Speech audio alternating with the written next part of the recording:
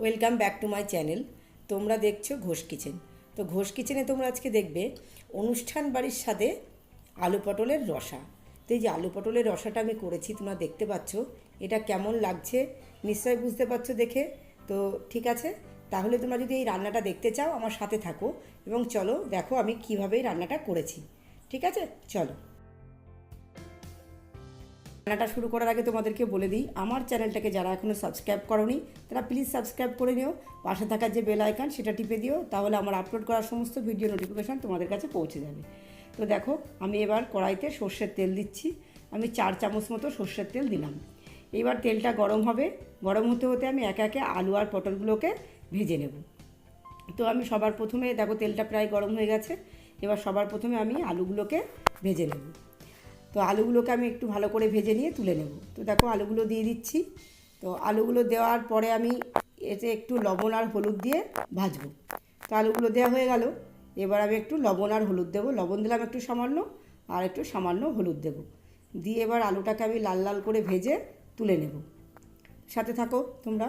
তো দেখো ভাজা হয়ে গেছে, এবার আলুগুলোকে আমরা তুলে নিচ্ছি। আলুগুলো তোলা হয়ে গেছে, এবার আমি এই তেলেই পটলগুলোকে ভেজে নেব।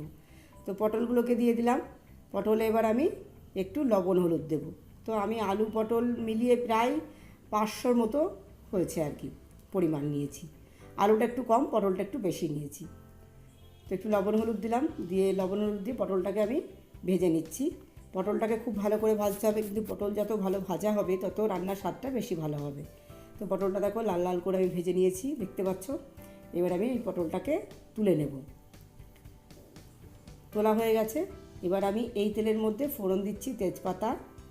আমি ছোট তেজপাতা ওই জন্য 2টো দিলাম, আর দিলাম এলাচ, দারচিনি, লবঙ্গ ফোড়নে আমি, আর দিলাম শুকনো লঙ্কা, আর একটু দেব গোটা জিরে। দেখো কয়েকটা গোটা জিরে দিলাম সাদা। তো ফোড়নটা হয়ে গেছে দেখো। এবার আমি এর মধ্যে আছে হচ্ছে 2টো লঙ্কা আর একটা মাঝারি সাইজের টমেটো, আর আছে 25 গ্রাম মতো আদা। তো এইটাকে আমি একসাথে পেস্ট করে নিয়েছিলাম। তো সেই পেস্টটাকে আমি এর ভিতরে দিয়ে দিলাম। এবং এই যখন মশলাটা দেওয়া শুরু করেছি তখন কিন্তু আঁচটাকে একটু কমিয়ে নিতে হবে, ফ্লেমটাকে কমিয়ে নিতে হবে। দেখো ভাজা ভাজা হচ্ছে, এবার আমি মশলাগুলো অ্যাড করছি। যেমন দেখো লাল লঙ্কার গুঁড়ো দিলাম ছোট্ট চামচে 2 চামচ, লবণ দিলাম 2 চামচ, জিরে গুঁড়ো দিচ্ছি 2 চামচ, সব ছোট্ট চামচ তার জন্য 2 চামচ করে। আর দেবো এবার ধনে গুঁড়ো 2 চামচ, দিলাম হলুদ গুঁড়ো 2 চামচ। তো এবার আমি এটাকে একটু ভালো করে ভেজে নেব। তারপরে মধ্যে একটু দিলাম চিনি, ওই ছোটো চামচের 1 চামচ দিয়েছি চিনি। চিনিটা খুব বেশি পরিমাণে 2 চামচ কিন্তু না, ওটা 1 চামচ, ছোটো চামচের 1 চামচ, টি চামচ এগুলো একদম ছোট্ট চামচের পরিমাণটা। তো এবার এটাকে মোটামুটি ভাজা হয়ে গেছে দেখো, দেখতে পাচ্ছ। এইবার আমি এর ভিতরে আলু পটলটাকে অ্যাড করব, করে ভালো করে কষাবো। তো দেখো যে আলু পটলটা এবার অ্যাড করছি, করে ভালো করে এবার নাড়তে হবে। মশলাগুলো যাতে আলু পটলের সাথে ভালো করে মাখে এবং ভালো করে কষানো হয়।